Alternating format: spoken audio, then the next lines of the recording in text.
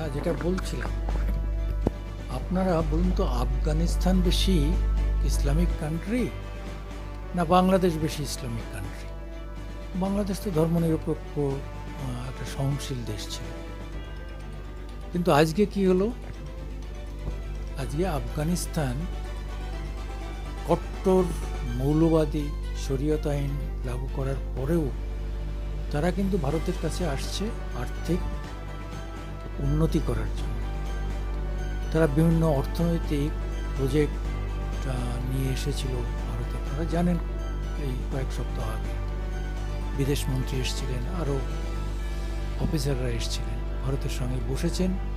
ভারত বলেছে $1 ট্রিলিয়ন 5 বছরে সেখানে নিয়োগ করা হবে। সেখানে মন্দির হবে, মসজিদ হবে, দেখার জিনিস হবে, সেখানে রাস্তাঘাট হবে, প্রচুর পর্যটকরা যাবেন সেখানে, সেখানকার অর্থনীতি আস্তে আস্তে উন্নতি হবে। অথচ তার থেকে কম মানে মুসলিম বিদ্বেষ বাংলাদেশে, মানে মুসলিম কান্ট্রি হিসেবে বাংলাদেশ, সেখানে বহু ধরনের মানুষ আছে বলে সেখানে সহনশীল একটা সমাজ ব্যবস্থা ছিল। তারা রাতারাতি হঠাৎ করে আফগানিস্তানের থেকে বড় মৌলবাদ হয়ে গেল। হোক, তাতেও আপত্তি নেই, কিন্তু হওয়ার পরে তারা একবারও ভাবলো না যে অর্থনৈতিক উন্নয়ন কিভাবে হয়। 1.5 বছর ডক্টর ইউনূসকে নিয়ে এসছেন, ছাত্ররা, যুবরা, বিএনপি, কত রকম দল, এনসিপি। আচ্ছা, আপনারা বলুন, এনে এসে কি করলেন? মারপিট, দাঙ্গা, খুনোখুনি, আমি ওদিকে যাচ্ছি না। কি উন্নতি করেছেন একটু বলুন তো? যে একটা বড় রাস্তা করেছেন, একটা ন্যাশনাল হাইওয়ে করেছেন, একটা রেল লাইন করেছেন, বরং বন্ধ করে দিয়েছেন। বা একটা মাত্র চট্টগ্রাম একটা বন্দর ছিল, সেটা হাতের বাইরে চলে গেছে, বেছে দিয়েছে। একটা সুন্দর দ্বীপ ছিল, সেটাও বিক্রি হয়ে গেছে।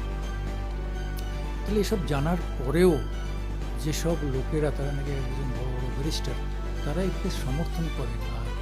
হাসিনা যে পদ্মা ব্রিজ থেকে আরম্ভ করে এত সুন্দর সুন্দর জিনিস করেছেন, যেটা একটা সময় জিডিপিতে ভারতের থেকে এগিয়ে গিয়েছিল যে দেশ উন্নয়নে, সেই দেশটাকে যে কোথায় নামিয়েছেন আপনারা ভেবে দেখেছেন?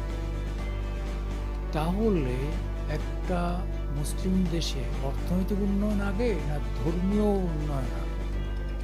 ধর্মে তবলিগ সেটাগুলো চলতে থাকে, চলুক, তাকে তো একটু বাধা দিচ্ছে না, কিন্তু সেইটাকে অগ্রাধিকার দিয়ে অর্থনৈতিক সুবিধা যেখানে পাওয়া যাবে সেই জায়গা থেকে সরে এসে শুধু গালাগাল করেই দায়িত্ব শেষ হয়ে গেল।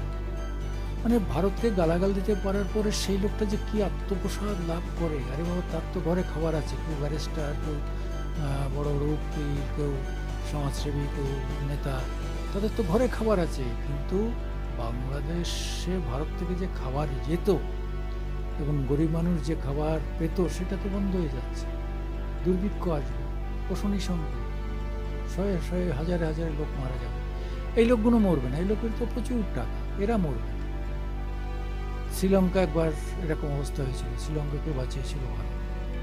মালদ্বীপ এরকম সময়, হ্যাঁ, ভারত খেলাও বলে কোন প্রেসিডেন্ট হওয়ার পরে মইজু এসে এখন হাতে পায়ে ধরছে আমাদের টাকা, আমরা তাদের টাকা দিচ্ছি।